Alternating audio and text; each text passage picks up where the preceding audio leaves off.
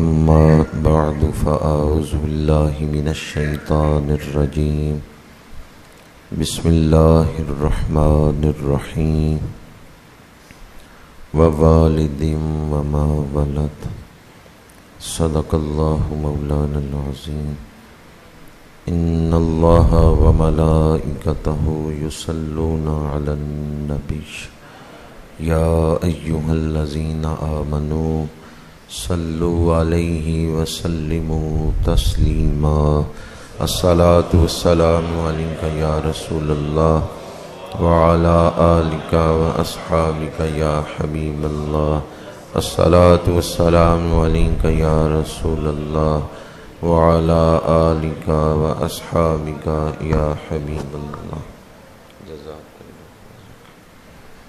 تمام تعریفیں اس ذات کے لیے جس کے سوا کوئی عبادت کے لائق نہیں ہے. وہ واجب الوجود ہے، باقی ہر شے ممکن الوجود ہے. وہ خالق ہے، باقی ہر شے اس کی مخلوق ہے. وہ بے نیاز ہے، باقی ہر شے اس کی نیاز مند ہے. اس نے ہمیں تخلیق فرمایا، وجود بخشا، بے شمار نعمتیں عطا فرمائیں. ان نعمتوں میں سب سے بڑی نعمت وجود مصطفیٰ ہے. جس دن وہ نعمت عطا ہوئی وہ تاریخ انسانیت کا سب سے بڑا دن ہے.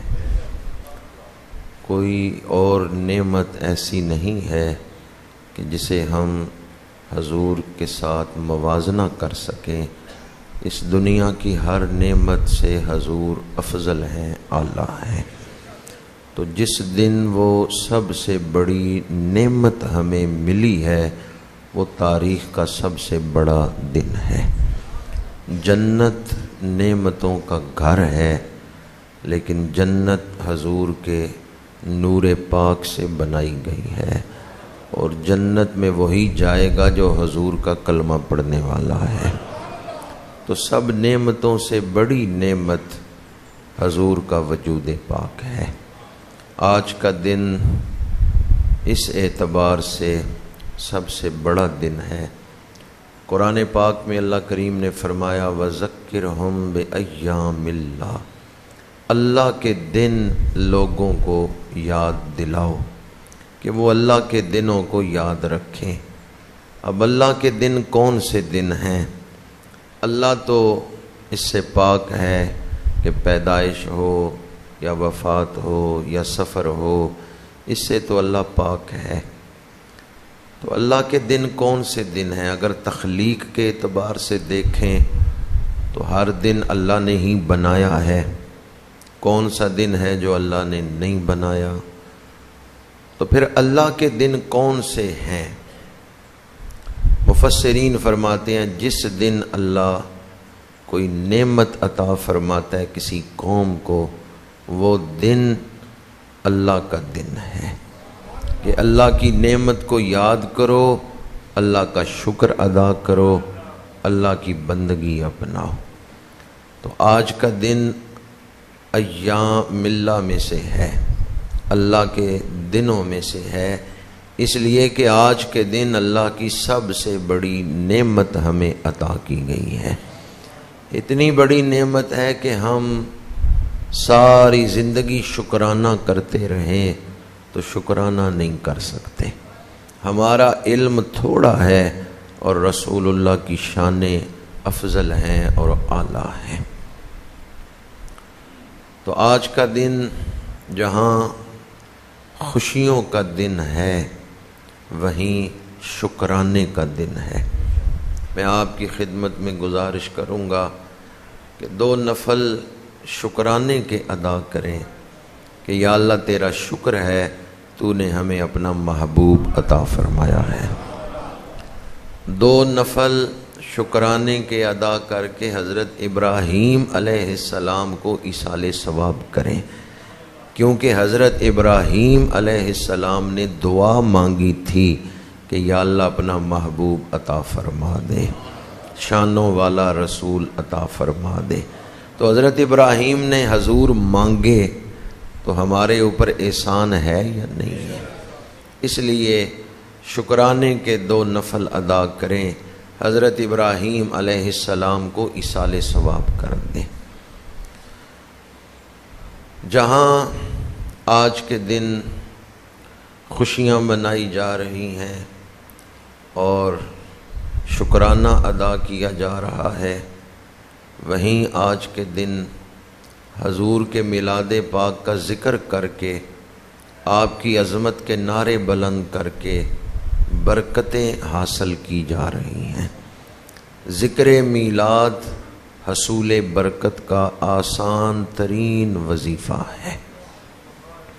قرآن پاک میں اللہ کریم نے اپنے نبیوں کے میلاد بیان فرمائے ہیں۔ نبیوں کا میلاد بیان کرنا یہ منشاء کلام خداوندی کے عین مطابق ہے۔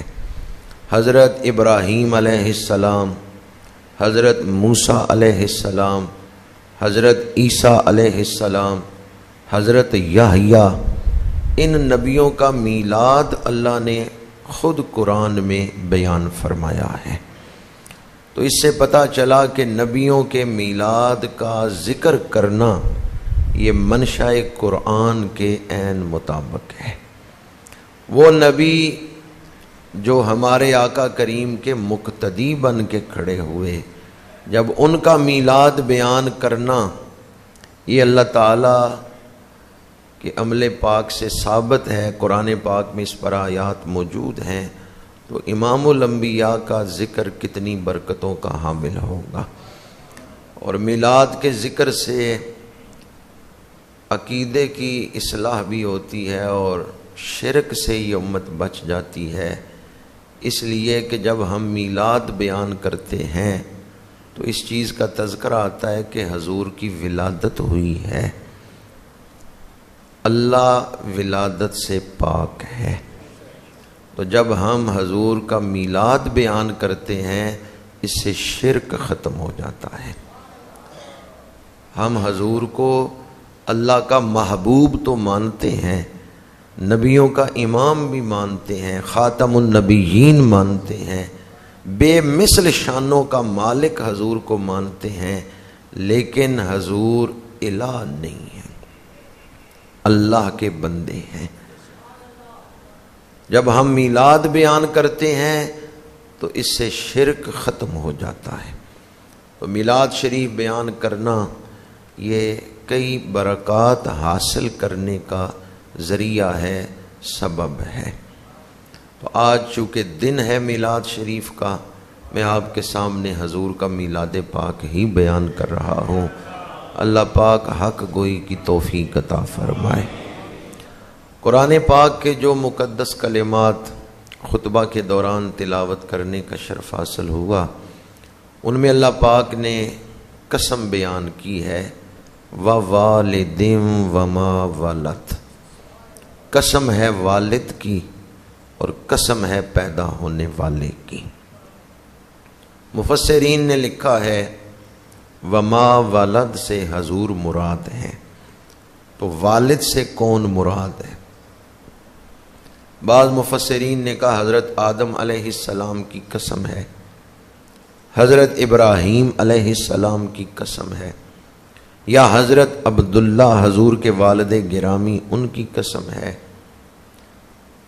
بعض مفسرین نے کہا حضرت آدم سے لے کے حضرت عبداللہ تک جتنے جسموں کو حضور کے نور پاک سے نسبت ہے، اللہ نے ہر والد کی قسم بیان فرما دی ہے۔ حضور کے آباء و اجداد میں جن جسموں کو آپ کے نور سے نسبت ہے وہ سب مومن ہیں اور جنتی ہیں، ان کے ظاہر بھی خوبصورت، ان کے باطن بھی خوبصورت۔ وہ اپنے دور کے یگانہ روزگار افراد تھے جنہیں حضور کے نور پاک سے نسبت ہوئی۔ حضرت ابراہیم علیہ السلام نے جب بیت اللہ تعمیر کیا، حضرت اسماعیل ساتھ ہیں، باپ اور بیٹا دونوں دعا کر رہے ہیں، وَإِذْ يَرْفَعُ إِبْرَاهِيمُ الْقَوَاعِدَ مِنَ الْبَيْتِ وَإِسْمَاعِيلُ رَبَّنَا تَقَبَّلْ مِنَّا إِنَّكَ أَنْتَ السَّمِيعُ الْعَلِيمُ۔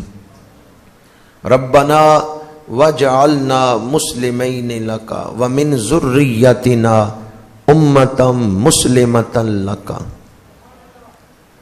پروردگار ہماری اولاد میں امت مسلمہ کو پیدا فرما۔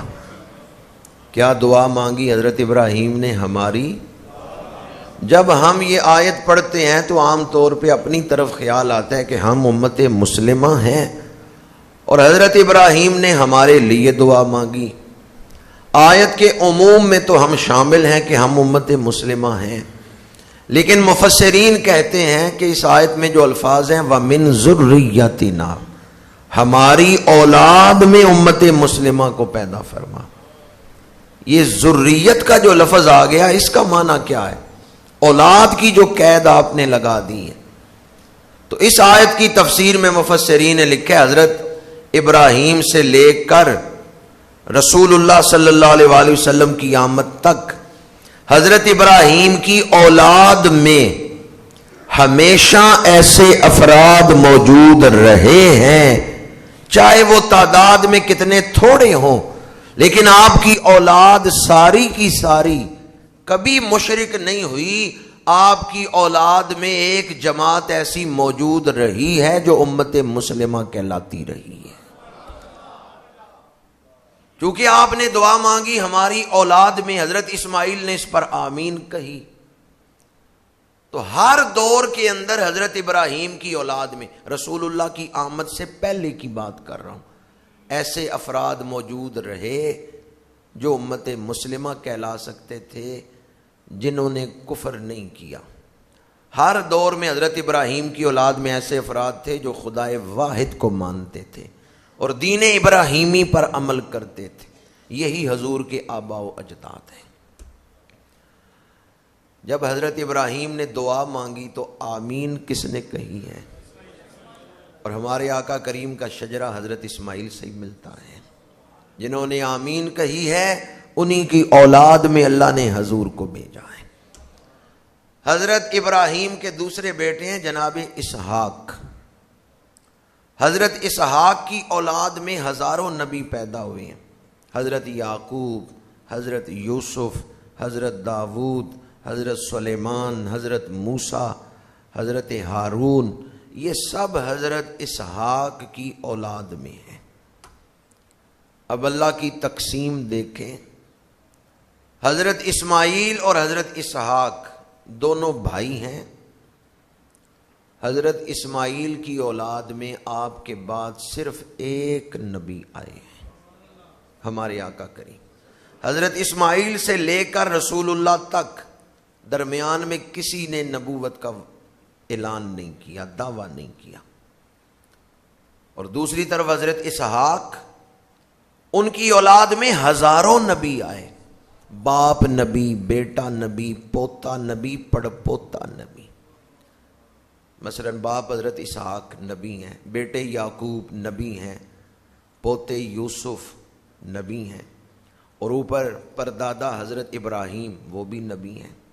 4 پشتیں مسلسل نبی آ رہے ہیں۔ ایک طرف ہزاروں نبی، دوسرے بھائی کی اولاد میں صرف ایک نبی۔ پروردگار اس میں راز کیا ہے، حکمت کیا ہے؟ مفسرین فرماتے ہیں حضرت اسماعیل کی اولاد میں آئے تو ایک نبی ہیں پر سارے نبیوں کے سردار بن کے آئے ہیں۔ حضرت اسماعیل کی اولاد میں اللہ نے ایک نبی بھیجے پر کس شان کے حامل ہیں؟ خلق سے اولیاء، اولیاء سے رسول، اور رسولوں سے اعلیٰ ہمارا نبی۔ حضرت اسماعیل کی اولاد میں میرے آقا کریم کا ظہور قدسی ہوا۔ بنی اسرائیل کو انتظار تھا کہ ہماری نسل میں، ہمارے قبیلے میں آخری نبی آئیں گے، لیکن یہ اللہ تعالیٰ کی اپنی حکمتیں ہیں کہ کہاں اپنے محبوب کو کس خاندان میں بھیجنا ہے۔ ظہور کا وقت قریب آیا تو ایسی نشانیاں ظاہر ہوئیں کہ آخری نبی آ رہے ہیں۔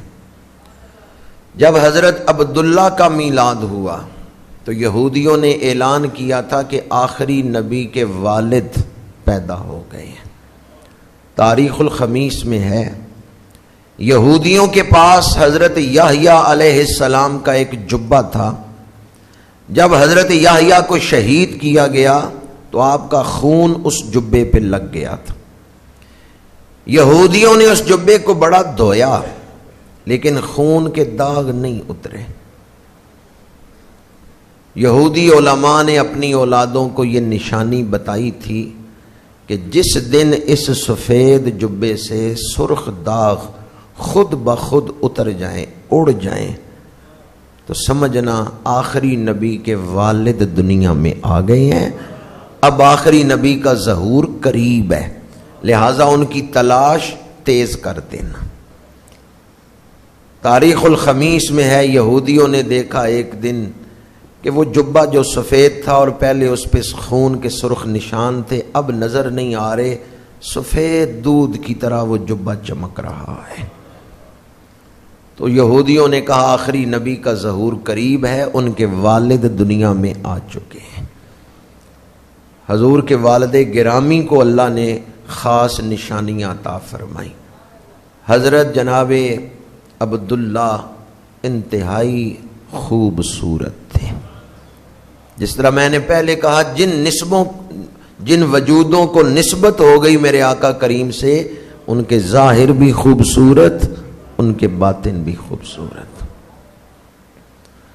حضرت عبداللہ کی پیشانی پہ نور چمکتا تھا، اور یہودیوں نے ایک دفعہ آپ پر حملہ بھی کیا تھا. یہ بھی سیرت کی کتابوں میں آتا ہے کہ اس نشانی کو دیکھتے ہوئے آپ پر حملہ بھی کیا گیا تھا کہ یہ آخری نبی کے والد بننے والے ہیں، لیکن جو اللہ کی حفاظت میں ہوں انہیں کوئی نقصان نہیں پہنچا سکتا، اور امر الہی وارد ہو کے رہتا ہے.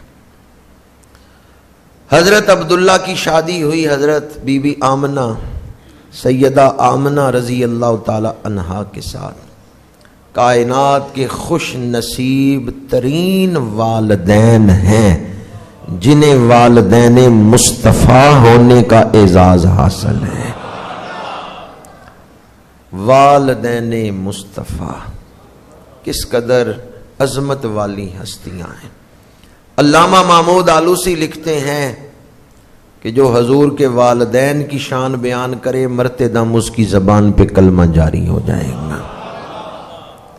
بعض لوگ ان ہستیوں کے ایمان پر بحث کرتے ہیں، میں کہتا ہوں ہمیں اپنے ایمان کی فکر کرنی چاہیے. وہ تو چنی ہوئی ہستیاں ہیں، اتفاقی واقعہ نہیں کہ حضرت عبداللہ کی شادی حضرت بی بی آمنہ سے ہو گئی. ہر چیز اللہ نے خود چنی ہے. میرے محبوب کا باپ کون بنے گا، ماں کون ہوگی، ہر چیز اللہ نے خود منتخب فرمائی ہے. سورہ آل عمران میں ہے وَإِذْ قَالَتِ الْمَلَائِكَةُ يَا مَرْيَمُ إِنَّ اللَّهَ اصْطَفَاكِ وَطَهَّرَكِ وَاصْطَفَاكِ عَلَى نِسَاءِ الْعَالَمِينَ. بی بی مریم کے پاس فرشتے آئے اور انہوں نے کہا بی بی مریم اللہ نے تمہیں چن لیا ہے، اللہ نے تمہیں چن لیا ہے. ایک آیت میں 2 دفعہ فرشتوں نے کہا ہے ان اللہ اصطفاک وطہرک واصطفاک. بلند رتبوں کے لیے، اعلی مقامات کے لیے اللہ نے آپ کو چن لیا ہے. یہ کون ہے بی بی مریم جن کے بارے میں قرآن کہتا ہے انہیں عام عورت نہ سمجھنا. یہ عام خاتون نہیں ہیں، یہ خاص شانوں والی خاتون ہیں کہ اللہ نے انہیں بلند مرتبوں کے لیے چن لیا ہے. وہ بی بی مریم جو حضرت عیسیٰ کی والدہ ہیں وہ تو بڑی شان والی ہیں اور وہ چنی ہوئی خاتون ہیں. تو جو ہمارے آقا کی امی جان ہیں، حضرت عیسیٰ آئے ہیں حضور کی بشارت دینے کے لیے. تو جو نبیوں کے امام ہیں ان کی والدہ کس شان کی مالک ہوں گی. جب حضور اپنی والدہ کا ذکر کریں اور فرمائیں میری امی جان، تو کتنی رحمتیں نازل ہوتی ہوں گی حضرت بی بی آمنہ کی قبر پہ. حدیث پاک ہے، حضور نے ذکر کرتے ہوئے خود فرمایا میری امی جان. وَالرُّؤْيَا أُمِّيَ الَّتِي رَأَتْ حِينَ وَدَعَتْنِي. وَقَدْ خَرَجَ لَهَا نُورٌ أَضَاءَ لَهَا مِنْهُ قُصُورُ الشَّامِ. اس میں حضور نے فرمایا وَرُؤْيَا أُمِّي، میری امی جان نے دیکھا. جسے حضور اپنی طرف نسبت دیں وہ چیز شان والی ہوتی ہے. تو جب حضور اپنی والدہ کا ذکر کرتے ہوئے فرمائے میری امی جان، آئیں آج وہ وظیفہ کر لیں جس کا فائدہ موت کے وقت ہوتا ہے اور زبان پہ کلمہ جاری ہو جاتا ہے. میں کہوں گا والدین مصطفیٰ کو ہمارا، آپ نے کہنا سلام ہو. والدین مصطفیٰ کو ہمارا، والدین مصطفیٰ کو ہمارا. میں نے یہ نہیں کہا کہ اونچی آواز میں کہیں، پر یہ ضرور کہوں گا عقیدت سے کہیں. یہ سلام کہیں پہنچ رہا ہے، یہ سلام کہیں پیش کیا جائے گا، اس لیے عقیدت سے، احترام سے. جیسے آپ چاہتے ہیں نا کہ میرا سلام اس انداز میں پیش ہو، دل میں وہ کیفیت پیدا کر کے والدین مصطفیٰ کو ہمارا، والدین مصطفیٰ کو ہمارا. 12 ربیع الاول عام الفیل، صبح صادق کا وقت. جو آ رہے ہیں انہیں دشمن بھی کہیں گے کہ یہ صادق ہیں. اللہ نے کیسا جوڑ جوڑا، جس وقت اپنے صادق و امین نبی کو بھیجا ہے اس وقت کا نام بھی صبح صادق ہے. صادق وقت میں ہی صادق پیغمبر تشریف لا رہے ہیں. وہاں خدمت کے لیے جو دائی حاضر تھی ان کا نام ہے شفا. شفا فرماتی ہیں ایک نور چمکا اور اس نور میں حضور کا ظہور ہوا. جو خدمت کے لیے دائی ہیں انہوں نے بھی نور کو بیان کیا ہے. خود حضور کی والدہ انہوں نے بھی نور کا ذکر کیا، اور حدیث میں حضور نے جب اپنا میلاد بیان کیا ہے، نبیوں کی شانیں ہی وراء الورا ہیں. ہم میں سے اگر کسی کو کوئی یہ پوچھے کہ جس دن تم پیدا ہوئے تھے اس دن کا کوئی واقعہ ہی سناؤ، تو اپنی ولادت کے دن کا واقعہ آپ سنا سکتے ہیں؟ ہم اپنی ولادت کے دن کا واقعہ نہیں سنا سکتے کہ جی فلاں نے مجھے اٹھایا تھا، فلاں نے چوما تھا، یہ واقعہ پیش آیا تھا جس دن میری ولادت ہوئی. ہمیں تو یاد ہی نہیں ہے، شعور ہی نہیں ہے. پر مشکات شریف میں حدیث ہے، مسند امام احمد میں حدیث ہے، ناصر الدین البانی نے تعلیق الالبانی میں اس کو ذکر کیا ہے. میرے آقا کریم نے فرمایا وَرُؤْيَا أُمِّيَ الَّتِي رَأَتْ حِينَ وَدَعَتْنِي وَقَدْ خَرَجَ لَهَا نُورٌ أَضَاءَ لَهَا مِنْهُ قُصُورُ الشَّامِ. جب میرا میلاد ہوا نور چمکا اور میری امی جان نے مکے میں بیٹھ کے شام کے محلات کو دیکھ لیا. حضرت بی بی آمنہ رضی اللہ تعالیٰ عنہ مکے میں بیٹھی ہیں، شام کے محلات دیکھ رہی ہیں. لیکن یہ جو دیکھنا ہے کس سبب سے ہے؟ یہ نور مصطفیٰ کی برکت سے ہے. نور ازلی چمکیا غائب اندھیرا ہو گیا، کملی والا آ گیا تھاں تھاں سویرا، تھاں تھاں سویرا. وہ آئے روشنی بن کر شبستان محبت میں، اندھیرا ہی اندھیرا تھا اجالا ہی اجالا ہے. میرے آقا کریم کا ظہور نور میں ہوا.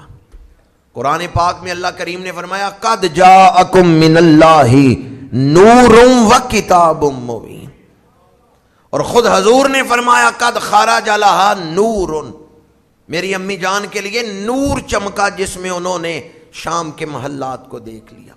حضرت عباس حضور کے چچا، انہوں نے جو قصیدہ لکھا ہے اس میں وہ فرماتے ہیں وَأَنْتَ لَمَّا وَلِدْتَ أَشْرَقَتِ الْأَرْضُ وَضَاءَتْ بِنُورِكَ الْأُفُقُ. یا رسول اللہ صلی اللہ علیہ وسلم جب آپ کا میلاد ہوا ساری زمین چمک اٹھی ہے، مشرق و مغرب آپ کے نور سے روشن ہو گئے ہیں. تو مختلف ہستیوں سے یہ روایت موجود ہے. مختلف ہستیوں کے بیانات موجود ہیں کہ جب حضور کی آمد ہوئی ہے بے مثال نور چمکا ہے. چمک تجھ سے پاتے ہیں سب پانے والے، میرا دل بھی چمکا دے چمکانے والے. زمین چمک اٹھی حضور کی آمد سے. اعلان ہو رہا ہے وہ آ رہے ہیں جو چمکا دیں گے، جو اندھیرے مٹا دیں گے. میرے آقا کریم کا ظہور ہوا، شفا نے آپ کو ہاتھوں پہ اٹھایا. اب حصول برکت کے لیے ذکر کر رہا ہوں اور میلاد کا دن ہے اس لیے دہرا رہا ہوں، ورنہ آپ سب کے علم میں ہے کہ حضور کی شان میلاد بے مثال شان ہے. ناف کٹی ہوئی ہے، ختنہ ہو چکا ہے، بدن پاک دھلا ہوا ہے، بدن مبارک سے خوشبوؤں کے حلے آ رہے ہیں. اعلیٰ حضرت نے لکھا نا ان کی مہک نے دل کے غنچے کھلا دیے. کس کی مہک نے؟ عطر کی مہک، عنبر کی مہک، مشک، کستوری کی مہک نہیں، ان کی مہک. رسول اللہ کے وجود پاک کو اللہ نے ذاتی خوشبو عطا فرمائی ہے. آپ عطر نہ بھی لگائیں پھر بھی آپ کا وجود مبارک مہکتا ہے. خوشبوئیں آتی ہیں اور بے مثال خوشبو آپ کے بدن پاک کی خوشبو ہے. فی عینیہ زاجن، دائی نے دیکھا آنکھیں سرمگی ہیں، بال سنورے ہوئے ہیں، کنگھی کرنے کی ضرورت نہیں. یہ 6 شانیں حضرت شفا نے دیکھی، حیران ہوئی، لیکن جب 7ویں شان دیکھی تو تھر تھر کانپنے لگی. اس کا حوالہ سن لیں، پھر وہ 7ویں شان میں بیان کرتا ہوں. سیرت حلبیہ، انسان العیون کتاب کا نام ہے. انسان العیون 10ویں صدی ہجری کے عظیم محقق علامہ علی بن برہان الدین حلبی ملک عرب کے محقق ہیں. حلب شام میں ہے. علماء عرب نے یہ میلاد بیان کیا ہے. سیرت حلبیہ میں یہ روایت ہے شفا نے رسول اللہ کو زمین پہ لٹایا ہے. دائی نے تو آپ کو زمین پہ لٹایا، میرے آقا کریم نے کروٹ بدلی ہے. ایک ہاتھ زمین پہ رکھا، کروٹ بدلی، دوسرا ہاتھ زمین پہ رکھا، دونوں ہتھیلیاں زمین پہ رکھ کے سر سجدے میں رکھ دیا ہے. شفا قریب ہوئی تو زبان رسالت سے یہ دعا نکل رہی ہے، رب ہب لی امتی، رب ہب لی امتی، رب اغفر لی امتی. پروردگار میری امت کو بخشش عطا فرما دے، میری امت میرے حوالے کر دے. بریلی کے تاجدار شاہ احمد رضا خان بریلوی کی روح تڑپ اٹھی. انہوں نے پہلے سجدے کو بھی سلام کیا ہے. فرماتے ہیں پہلے سجدے پہ روزے ازل سے درود، یادگاری یہ امت پہ لاکھوں سلام.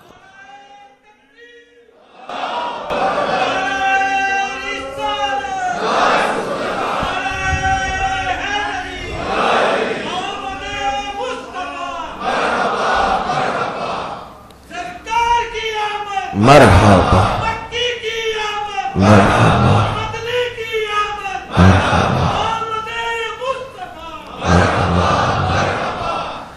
حضور کی آمد کا بیان اور آپ آمد مصطفیٰ کے نعرے بلند کر رہے ہیں. حضور کی آمد ہوئی تو کائنات نے مرحبا کہا، کیونکہ جن کا انتظار تھا وہ تشریف لے آئے. جن کی شانوں کے اظہار کے لیے اللہ کریم نے کائنات کو بنایا ہے وہ مقصود کائنات تشریف لے آئے ہیں. کائنات مرحبا کہہ رہی ہے. رونقیں آ گئیں، بہاریں آ گئیں، خوشیاں آ گئیں. میرے آقا کریم کا ظہور قدسی ہوا، سر سجدے میں رکھا، امت کی بخشش کے لیے دعا مانگی. سر مبارک اٹھایا، نگاہیں آسمان کی طرف بلند کی، شہادت کی انگلی اٹھا کے توحید کو بیان کیا. وحدہ لا شریک لہ.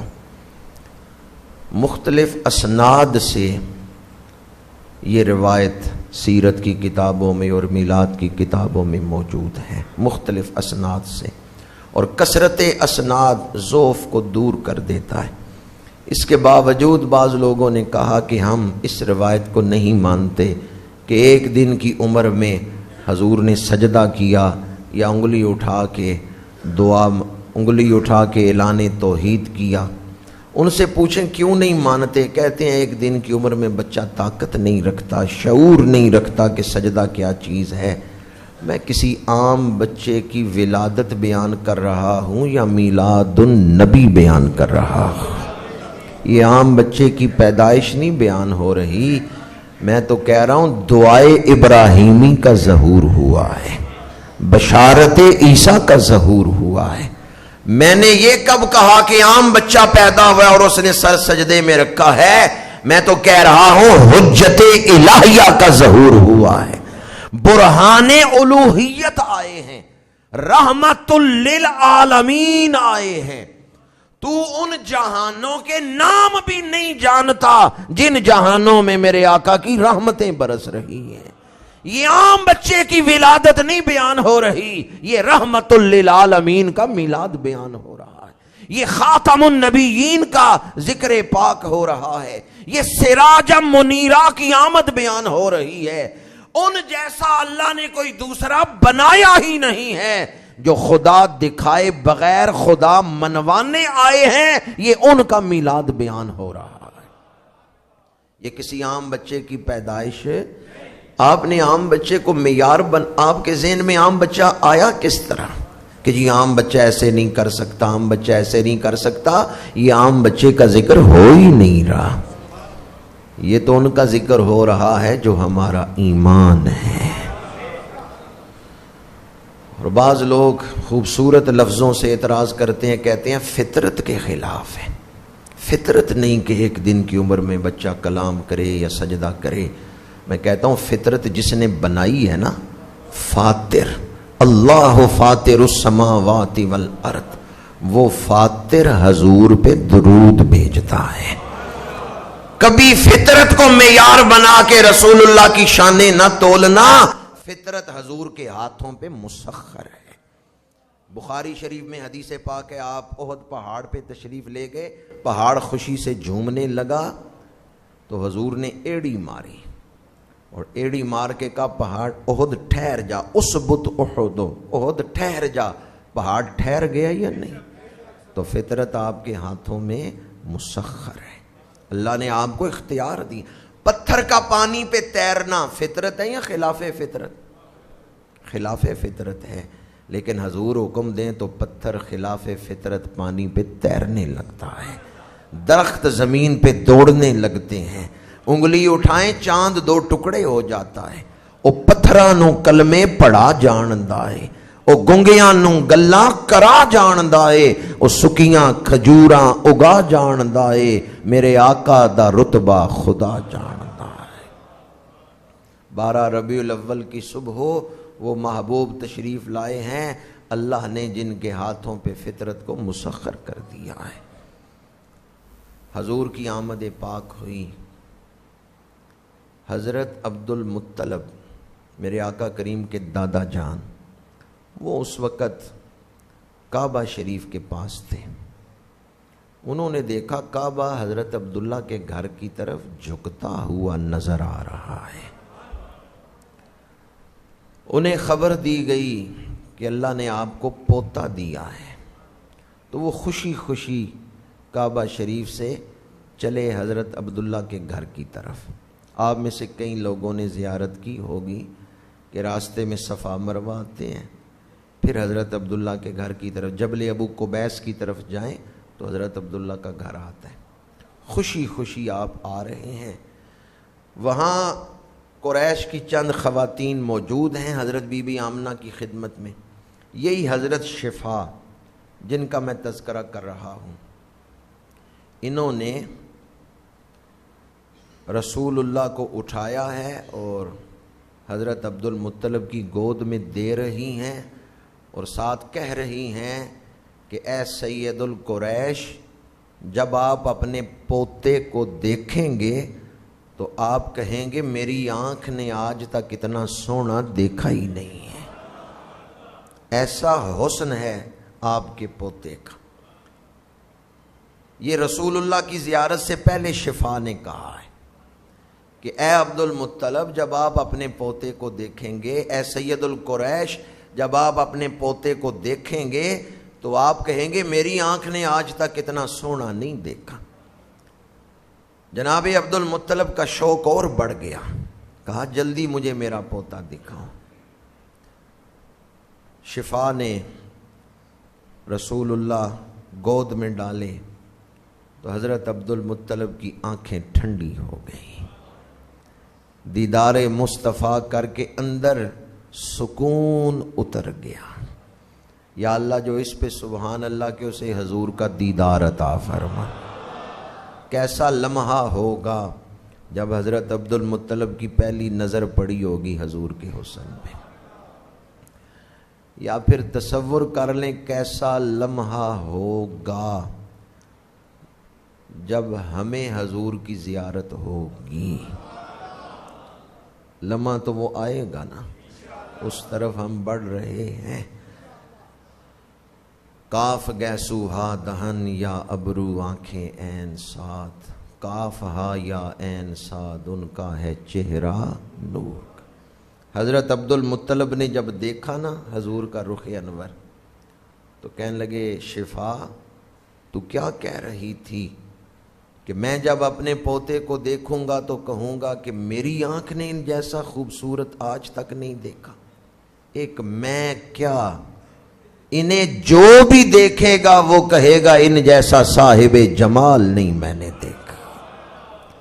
ایک میں ہی نہیں، جو بھی انہیں دیکھے گا ان کی تعریفیں ہی کرے گا۔ شفا نے کہا سید القریش آپ کا پوتا کیسا حسن رکھتا ہے، شگفتہ پھولوں کی طرح یا ستاروں کی نزہت کی طرح؟ آپ کا پوتا کیسا حسن رکھتا ہے؟ تو حضرت عبد المطلب نے فرمایا پھولوں کا حسن ہو یا ستاروں کی روشنی ہو، ان کا حسن ان سے بڑھ کر ہے۔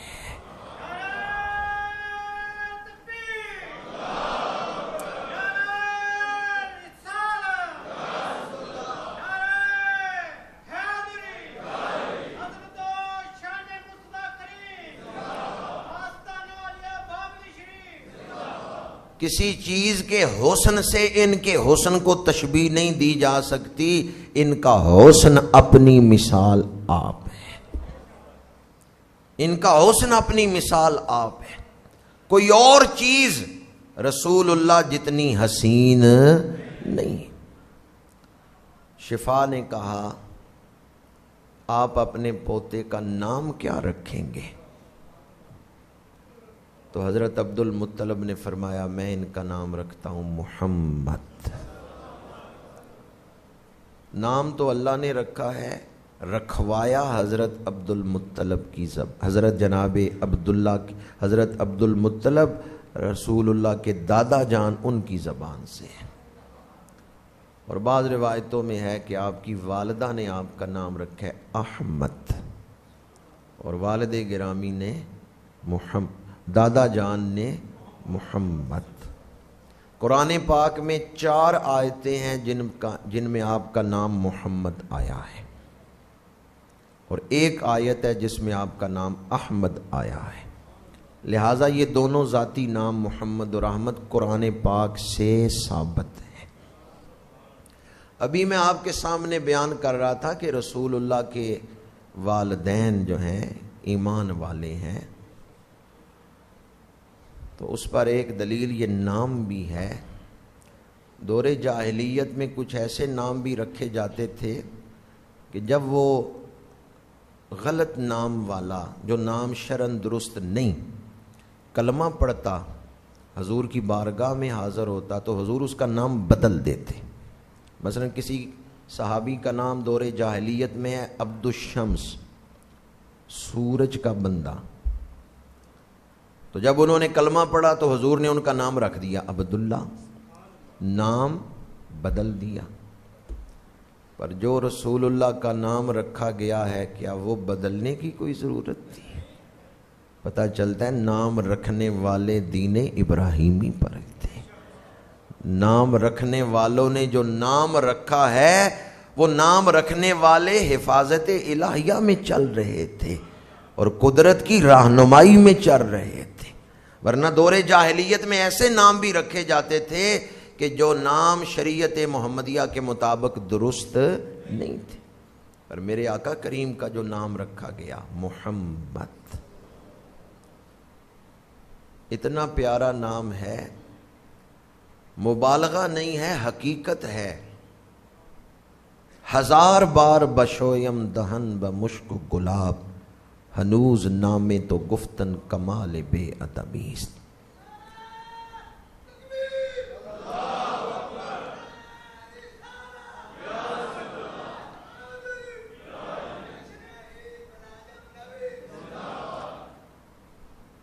یہ جو فارسی کا شعر میں نے پڑھا ہے، اس کا پنجابی میں ترجمہ یہ ہے، جے لکھ واری عطر گلابوں تو یہ نت زبانہ، نام انہاں دے لائق نہیں کی کلمے دا کانا۔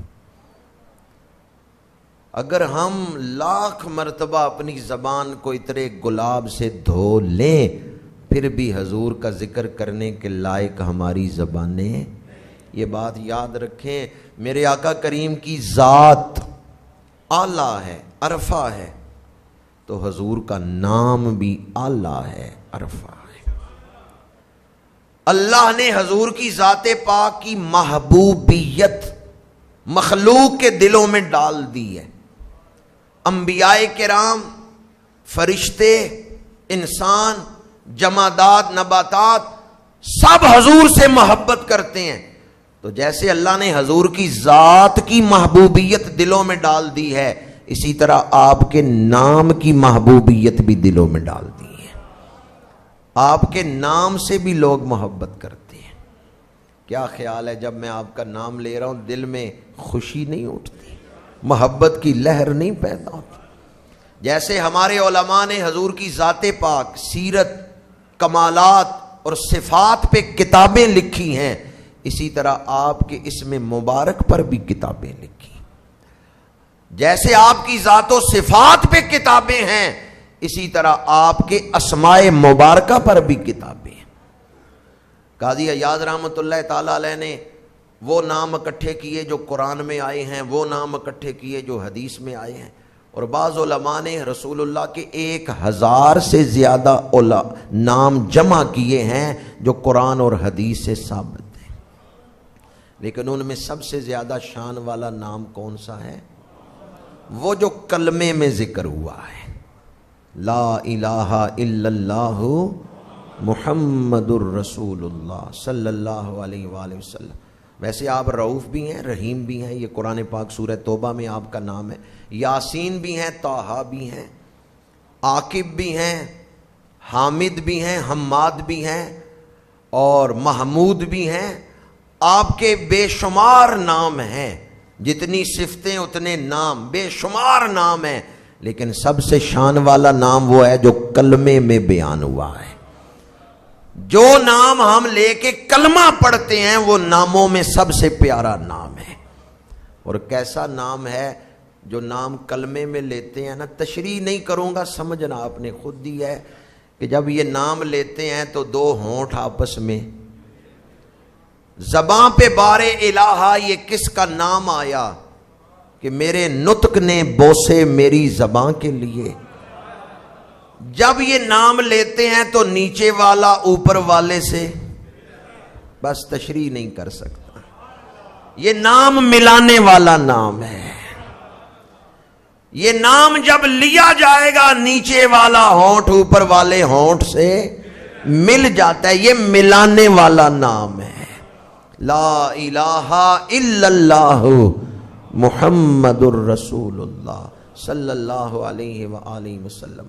حضرت قاضی عیاض نے حدیث پاک نقل کی ہے، میرے آقا کریم نے فرمایا، اللہ نے میرے نام کو عزت بخشی ہے۔ اس نام کا مطلب کیا ہے؟ الذی یحمد حمدا بعد حمد۔ یہ نام محمد قرآن پاک میں 4 دفعہ آیا، تو دوسرا نام جو ہے احمد وہ 1 دفعہ آیا۔ احمد کا مطلب کیا ہے؟ جتنے لوگوں نے، جتنی مخلوقات نے اللہ کی حمد کی ہے، ان میں سب سے زیادہ نرالی، انوکھی، شان والی حمد ہمارے آقا کریم نے کی ہے۔ اس میں تفضیل کا صیغہ ہے کہ سب سے زیادہ حمد کرنے والے کون ہیں؟ جیسے حضور نے اللہ کی تعریف کی ایسے کسی اور نے نہیں کی۔ تو جس طرح لفظ احمد میں ہے نا کہ حضور جیسی تعریف کسی نے اللہ کی نہیں کی، سب سے زیادہ حضور نے اللہ کی تعریف کی، اسی طرح لفظ محمد میں یہ معنی موجود ہے کہ جن ہستیوں کی مخلوقات کے اندر تعریف کی جاتی ہے ان میں سب سے زیادہ تعریف حضور کی جاتی ہے۔ حضور جتنی تعریف کسی اور کی، کسی فرشتے، کسی جن، کسی انسان، کسی مخلوق کی اتنی تعریف نہیں کی گئی جتنی تعریفیں رسول اللہ کی گئی ہیں۔ اور لفظ محمد کے معانی میں سے ہے الذی یحمد حمدا بعد حمد، جن کی تعریف کا سلسلہ کبھی ختم نہ ہو، مسلسل تعریف۔ یہ بات آپ نے سنی ہوگی، اذان مسلسل چلتی رہتی ہے دنیا میں، ہر وقت کسی نہ کسی ملک میں اذان ہو رہی ہے، کیونکہ یہ گردش لیل و نہار جو ہے، اس گردش لیل و نہار کی وجہ سے نمازوں کے اوقات مختلف ملکوں میں بدلتے رہتے ہیں، تو ہر وقت دنیا کے کسی نہ کسی خطے میں رسول اللہ کا غلام کھڑے ہو کے پڑھ رہا ہے اشہد ان محمد رسول اللہ، مسلسل حضور کا ذکر ہو رہا ہے۔ لفظ محمد کا معنی یہ ہے کہ جن کی تعریف کا سلسلہ کبھی ختم نہیں ہوتا، مسلسل تعریف۔ اور حضور تو ایسے محمد ہیں، آپ کی تو تعریفیں ہی وراء الورا ہیں، جو چیز آپ سے نسبت رکھے نا اس کی بھی تعریفیں ہیں۔ آپ کے والدین کی تعریفیں ہیں، ابھی چند ایک میں نے بھی بیان کی، تو ان کی تعریفیں کیوں ہیں؟ وہ حضور کے والدین ہیں۔ آپ جن شہروں میں رہے ان شہروں کی، کیا علماء نے مکہ شریف مدینہ منورہ کی شان میں کتابیں نہیں لکھی؟ آپ جن سواریوں پہ بیٹھے ان سواریوں کی بھی تعریفیں ہیں، آپ جس دراز گوش پہ بیٹھے اس دراز گوش کی بھی تعریفیں ہیں، جو لباس آپ نے پہنے اس کپڑے کی بھی تعریف۔ بخاری شریف میں حدیث ہے اس جبے کے بارے میں کہ بیماروں کو اس کا پانی بھگو کے پلاتے تھے، اللہ شفا عطا فرما دیتا۔ تو جس چیز کی نسبت ہوگی وہ بھی قابل تعریف ہو گئی۔ کوئی محفل ہو رہی ہو، جلسہ ہو رہا ہو، اعلان ہوتا ہے نجم القراء، استاذ القراء آ رہے ہیں تلاوت کریں گے، پھر اعلان ہوتا ہے مداح حبیب آ رہے ہیں نعت پڑھیں گے، پھر اعلان ہوتا ہے یہ مفکر اسلام آ رہے ہیں بیان کریں گے۔ یہ قاری، نعت خان، علماء، پیر، مشائخ، ان کی تعریفیں کس کی تعریف کا صدقہ ہو رہی ہیں؟ مفسر ہو، محدث ہو، فقیہ ہو، پیر کامل ہو، کوئی قاری ہو، نعت خان ہو، مقرر ہو، ان سب کی تعریفیں ہو رہی ہیں تو رسول اللہ کی تعریف کا صدقہ ہی ہو رہی ہے۔ یہ رسول اللہ کی تعریف کر رہے ہیں، دنیا ان کی تعریفیں کر رہی ہے۔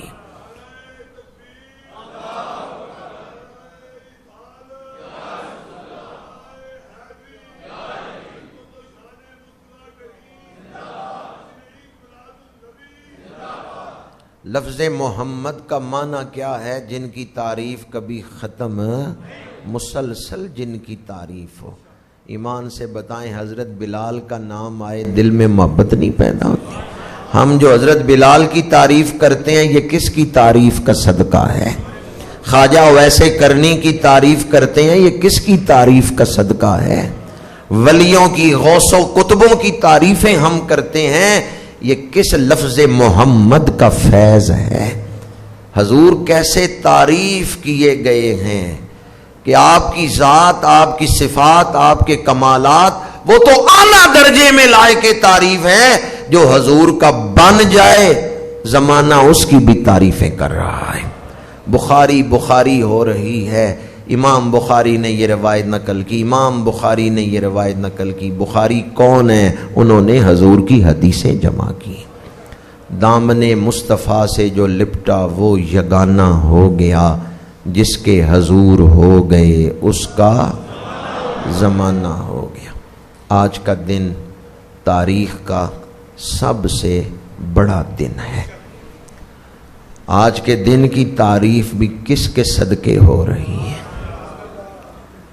جب ہم یہ کہتے ہیں کہ اللہ تعالیٰ مدینہ منورہ کی حاضری نصیب فرمائے، تو مجھے بتائیں اگر حضور نہ مدینہ منورہ تشریف لے جاتے تو دنیا نے یوں جانا تھا مدینہ شریف؟ یہ جو مدینہ مدینہ ہو رہا ہے، دوڑ لگی ہوئی ہے، پوری دنیا سے قافلے آ رہے ہیں مدینہ شریف، یہ کس کی تعریف کا صدقہ ہے؟ یہ کس محبوب کی محبوبیت کا صدقہ ہے؟ حضور تشریف لائے، مدینہ منورہ محبوب شہر بن گیا۔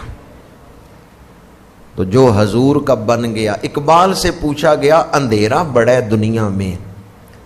دنیا میں مسائل بڑے ہیں، کیسے اس اندھیرے کو دور کریں اور روشنی پھیلے؟ اقبال نے کہا قوت عشق سے ہر پست کو بالا کر دے، دہر میں اس میں محمد سے اجالا کر دے۔ یہ نام روشنیاں بانٹتا ہے، یہ نام نور بانٹتا ہے۔ محمد محمد پکیندے گزر گئی۔ صوفیاء یہ وظیفہ کرتے رہے اس نام پاک کا۔ اللہ تعالیٰ اس نام پاک کی برکت ہم سب کو نصیب فرمائے، اور آج کے دن کے فیوزات ہم سب کو نصیب فرمائے۔ جہاں آج کا دن خوشیاں منانے کا دن ہے، شکرانہ کرنے کا دن ہے، تذکار میلاد سے برکتیں حاصل کرنے کا دن ہے، وہیں 12 ربیع الاول کا دن تجدید عہد کا دن ہے کہ 23 سالہ تبلیغی دور میں میرے آقا کریم نے جو پاکیزہ معاشرہ قائم کیا تھا، ہم اس پاکیزہ معاشرے کو قائم رکھنے میں اپنا کردار ادا کریں گے۔ ماں باپ کا ادب کریں گے، بڑوں کا ادب کریں گے، سفید بالوں کا حیا کریں گے، رزق حلال استعمال کریں گے، جھوٹ سے غیبت چغلی سے زبانوں کو بچائیں گے۔ آج کا دن تعلیمات نبوی کو اپنا کر اپنے معاشرے کو امن و سکون کا گہوارہ بنانے کے لیے عہد کرنے کا دن ہے، وعدہ کرنے کا دن ہے کہ میلاد والے آقا نے دنیا میں تشریف لا کر جو پیغام ہمیں دیا، جو نظام ہمیں دیا، ہم اس نظام کو اپنا کے زندگی گزاریں گے۔ ویسے تو آپ سب ہی اپنے دلوں میں یہ عہد کیے ہوئے ہیں، لیکن آئیں تجدید عہد کرتے ہیں کہ زندگی کے آخری سانس تک اتباع نبوی کریں گے، شریعت مطہرہ پہ عمل کریں گے۔ ہمیں دین اسلام سے پیار ہے، ہمیں دین اسلام سے کی محمد سے وفا تو نے تو ہم تیرے ہیں، یہ جہاں چیز ہے کیا لوح و قلم تیرے ہیں۔ وآخر